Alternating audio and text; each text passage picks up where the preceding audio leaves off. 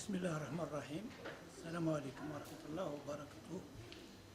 يشرفني أن أرأس هذه الورشة الافتتاحية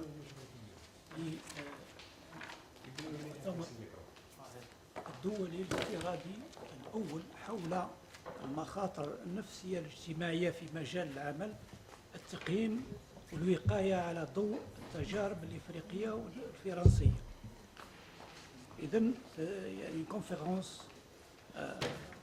internationale virtuelle portant sur les risques psychosociaux dans le domaine du travail, évaluation et prévention à la lumière des expériences africaines et françaises. Il faut tout d'abord féliciter la responsable de ce colloque, en l'occurrence Madame Labani Wafa, qui a eu le mérite d'organiser une telle conférence internationale qui porte sur un sujet d'actualité, un sujet très sensible dans le domaine du travail, surtout lorsqu'on sait que les risques psychosociaux ne sont pas appréhendés par le droit, du moins en droit algérien, ne sont pas appréhendés par le droit. القانون لا يشير لهذه المخاطر الاجتماعية النفسية الاجتماعية، وكاين هناك إذن مشكل، خاصة أن هذه المخاطر تمس الحياة المهنية والاجتماعية، وكذلك تمس بالحالة الصحية للعمال، لأن عندها تأثير كبير فيما يخص ممارسة العمل، وبالتالي هذا الموضوع جد هام،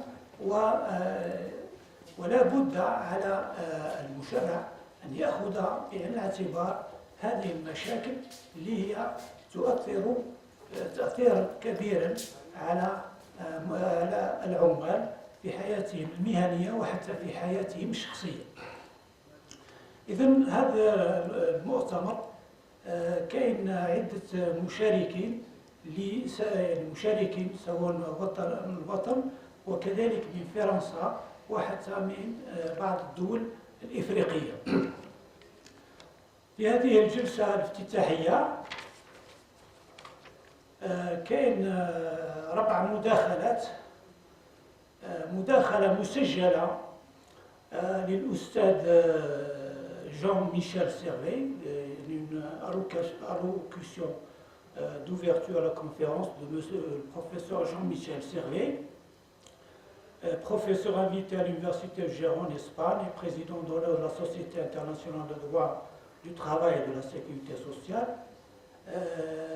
Ce professeur, j'ai eu l'honneur de le connaître lors du séminaire international organisé par le Centre de droit comparé de la sécurité sociale de l'Université Montesquieu de Bordeaux en 2001, 2002 et 2003.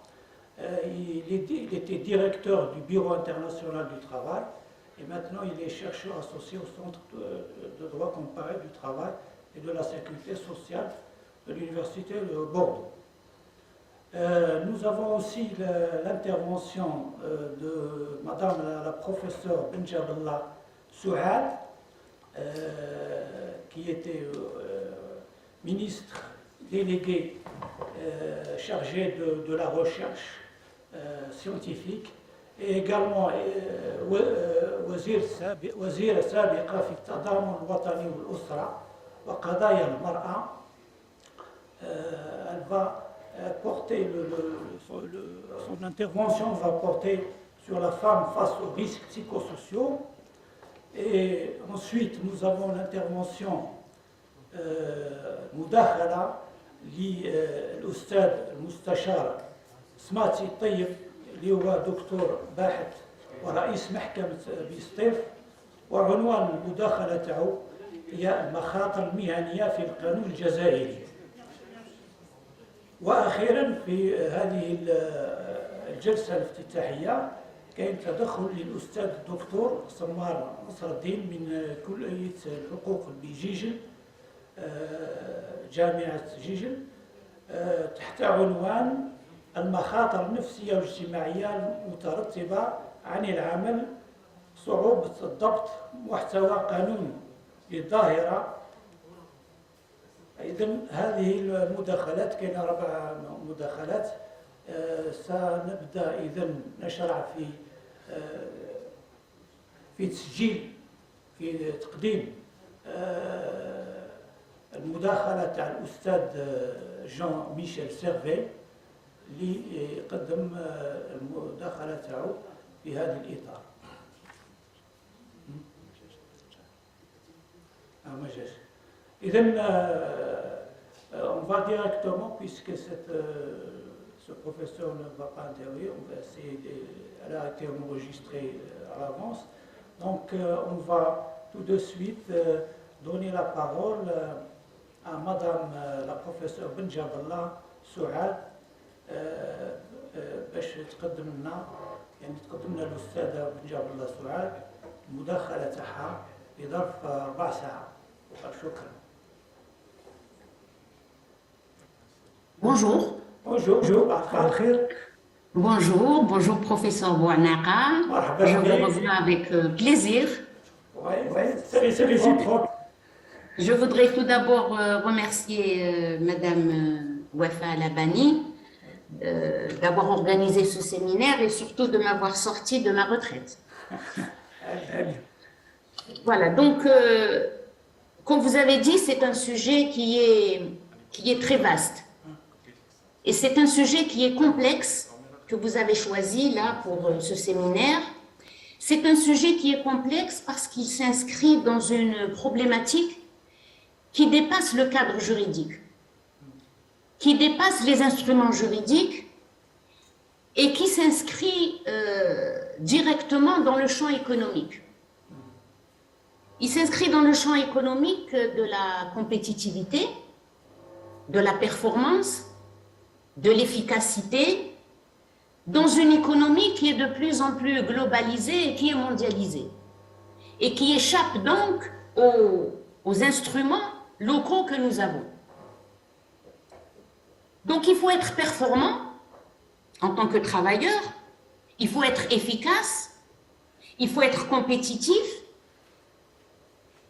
parce que la société dans laquelle nous travaillons exige ça de l'État et de ceux qui contribuent à l'économie nationale, mais en même temps, il faut respecter le droit, il faut respecter les droits des travailleurs, il faut respecter le droit du travail, et il faut respecter son bien-être. Alors, dans le cadre de ces dispositifs que nous connaissons et que vous allez certainement étudier, nous avons les conventions internationales que l'Algérie a ratifiées et que les autres pays, la France, les pays africains ont certainement ratifiées. Et puis, dans ce cadre conventionnel, nous avons les engagements constitutionnels. Dans chaque constitution, il y a des dispositions sur les droits et les obligations, mais surtout les droits des citoyens et les droits des travailleurs. Et puis nous avons le cadre législatif et réglementaire que vous allez certainement étudier, entre autres le Code du travail et les réglementations y afférentes. Et vous avez le cadre contractuel qui lie l'employé à celui qui l'emploie, que ce soit l'État ou que ce soit un chef d'entreprise. Donc dans ce cadre général,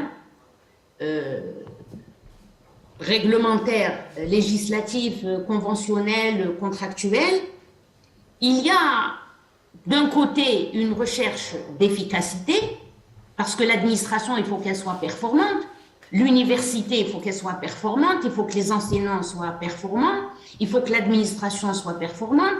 Au niveau d'un chantier, il faut que le chantier avance et il faut donc que les travailleurs soient performants. Au niveau d'une entreprise, il faut que l'entreprise offre les meilleurs produits, donc qu'elle respecte les règles de l'efficacité et de la compétitivité, et donc les travailleurs doivent obéir à cet impératif. Et en même temps, il faut respecter les droits, il faut respecter le bien-être, Il faut que le travailleur, que l'employé, que l'enseignant, que l'ingénieur, que le cadre travaillent dans de bonnes conditions et se sentent bien dans son lieu de travail. Alors, souvent, recherche d'efficacité, respect des droits, ce sont souvent des logiques différentes qui sont difficilement conciliables. Dans l'administration, dans un chantier et dans une entreprise. Je me souviens qu'à l'université, et notamment la faculté de droit, lorsque le nombre d'étudiants avait augmenté de manière exponentielle et que les enseignants avaient à leur charge 400, 500, 600, 800 étudiants, il y avait d'abord un souci de performance. Il fallait que les étudiants soient bien encadrés, il fallait qu'ils reçoivent le meilleur enseignement, il fallait que les corrections se fassent dans de très bonnes conditions pour la qualité de l'enseignement et pour respecter les droits des étudiants. Et il fallait en même temps respecter le bien-être de l'enseignant. Et je crois, vous savez de quoi je parle, professeur Labani et professeur Bouhnara, qu'il était très difficile de respecter ou de concilier entre les deux logiques. Alors, évidemment, ces affrontements de logique entre l'efficacité, la performance et le respect des droits et du bien-être sont pour la plupart gérés ou prévus dans les différents dispositifs législatifs et réglementaires. Le droit du travail prévoit effectivement un certain nombre de dispositions pour assurer l'exercice de la fonction dans les meilleures conditions possibles. Donc, il y a en amont un certain nombre de dispositions qui veillent à assurer l'équilibre entre la performance, la rentabilité, l'efficacité et le respect des droits des travailleurs et le respect de leur bien-être. Mais souvent, ces affrontements de logique et parfois génèrent des conflits qui sont souvent solutionnés dans des cadres de négociation, dans des espaces de médiation. Je pense aux syndicats, je pense aux inspections du travail, je pense aussi à la justice, puisque parfois le travailleur va en justice pour faire respecter ses droits.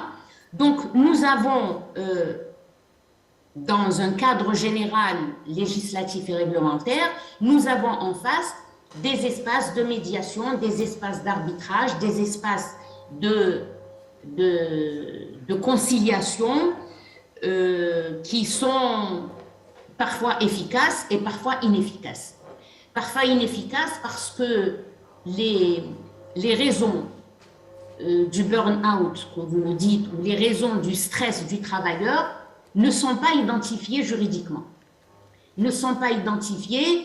Je pense surtout, moi, qui ai travaillé sur le harcèlement à l'encontre des femmes avec les femmes travailleuses de l'UGTA, il est très difficile de prouver le harcèlement pour une femme, et il est très difficile de prouver le harcèlement au travail, même pour un homme, lorsque son supérieur le harcèle sur le plan social en lui donnant beaucoup plus de travail qu'il ne peut en assumer, en le brimant, en l'écartant des cercles de décision, et il est très difficile de le prouver sur un plan juridique devant un syndicat, devant une instance d'arbitrage ou devant une juridiction.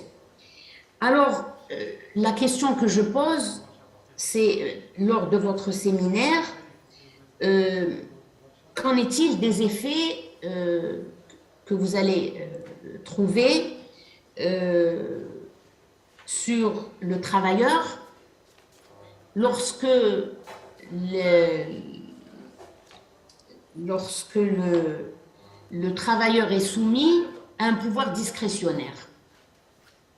Et je pense plus particulièrement autant les règles, je pense surtout à l'université, autant les règles pour être promu d'un cadre à l'autre sont des règles transparentes, où il est exigé un certain nombre de conditions et qui sont examinées par des commissions de pairs qui examinent effectivement, et la promotion est assurée de manière transparente et sans conflit apparent.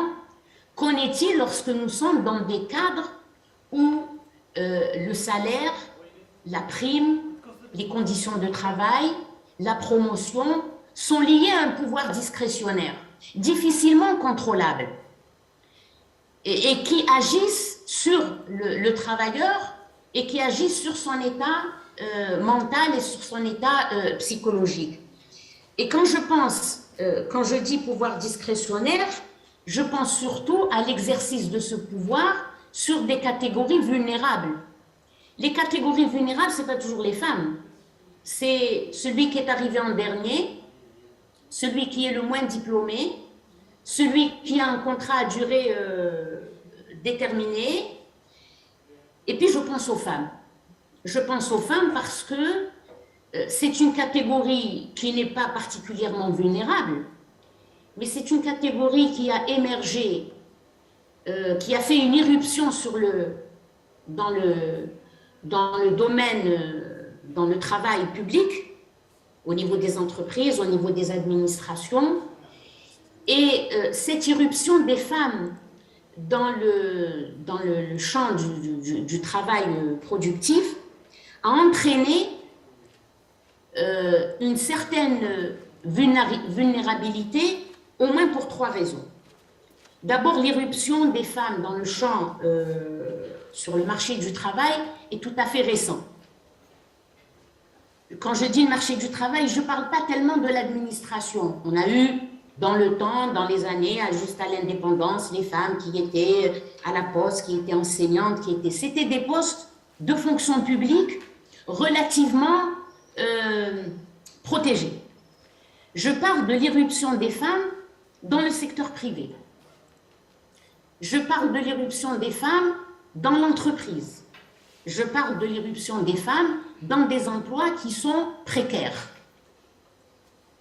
La deuxième chose, c'est que proportionnellement à l'importance des femmes dans le champ du travail, de plus en plus, puisque nous avons aujourd'hui, je crois, 25% de femmes qui sont dans l'espace travail,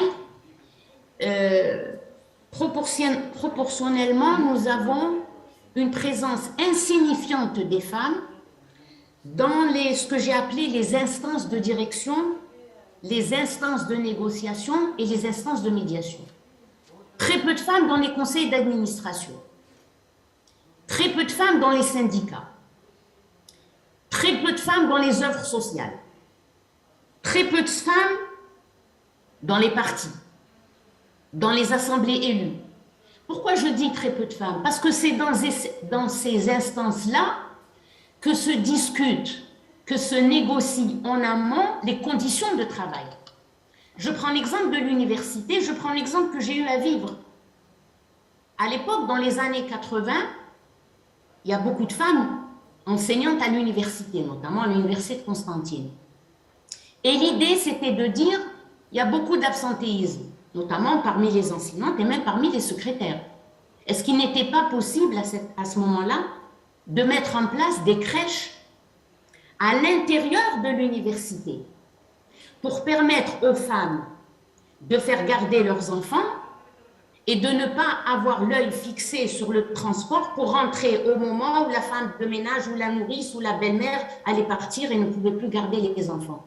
Donc, la problématique qui se pose, c'est qu'il faut qu'il y ait plus de femmes dans les instances de fabrique du droit, mais qu'il y ait aussi beaucoup plus de femmes dans les instances de médiation, de négociation, de résolution des conflits autour du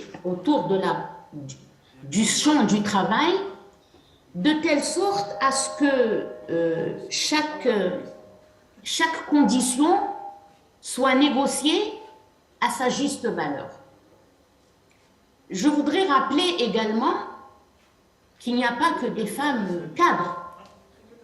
Il fut un temps, je me rappelle, où, au niveau du ministère des Affaires étrangères, pour être promu ambassadeur, il fallait avoir un certain nombre d'années continues d'exercice dans la fonction de directeur central. Et les femmes, à ce moment-là, s'étaient trouvées écartées parce que certaines avaient pris un congé de maternité, d'autres avaient pris un congé de mise en disponibilité parce que matériellement, elle ne pouvait pas faire garder ses enfants. Et ces années-là qu'elle n'avait pas exercées lui avaient été comptées comme des années de non-exercice et n'entraient pas dans le cadre du calcul des années qu'il fallait pour passer chef de poste, pour passer ambassadeur, pour passer directeur général. Donc, je parle de la catégorie cadre. Et à l'époque, je me rappelle, j'avais fait une réflexion pour dire pourquoi voulez-vous que les femmes puissent briser le plafond de verre pour accéder aux plus hautes fonctions lorsqu'elles sont engluées dans un plancher de problèmes matériels, de garde d'enfants, de transport, de conditions de travail, d'horaires de travail, lorsque ces conditions-là ne sont pas réglées. Alors, où est-ce qu'il faudrait qu'elles soient réglées? Ces conditions doivent être réglées au niveau des instances de fabrique du droit, du travail, ou au niveau des instances de médiation, d'arbitrage, de conciliation, que sont les syndicats, les conseils d'administration, les œuvres sociales et plus si ça existe dans d'autres pays. Je voudrais juste, avant de clore mon propos, rappeler que le 8 mars que nous fêtons chaque année, comme une fête, ce 8 mars a été le départ d'une manifestation de femmes travailleuses dans le textile aux États-Unis contre leurs conditions de travail. Donc, pour clore la boucle, les conditions de travail des femmes en 1918 ont enclenché un processus sur le plan des conventions qui a amené au niveau international un certain nombre de conventions, dont la convention contre la discrimination à l'encontre des femmes, et qui a amené plus tard, dans les conventions particulières du BIT, à prendre en charge cette catégorie que je ne considère pas comme vulnérable, mais que je considère comme étant en situation de vulnérabilité. Voilà donc ce que je voulais vous dire, notamment sur cette question, et surtout, je m'attends peut-être à la fin du séminaire à ce qu'il y ait quelques réponses à cette interrogation sur la prévention des risques psychosociaux dans le monde du travail. Voilà, je vous remercie de m'avoir écouté et je m'adresse aux organisateurs pour leur dire que je vais leur envoyer la communication rédigée, bien sûr, sur le site de votre conférence, et je vous souhaite beaucoup de succès pour votre conférence. Merci de m'avoir écouté.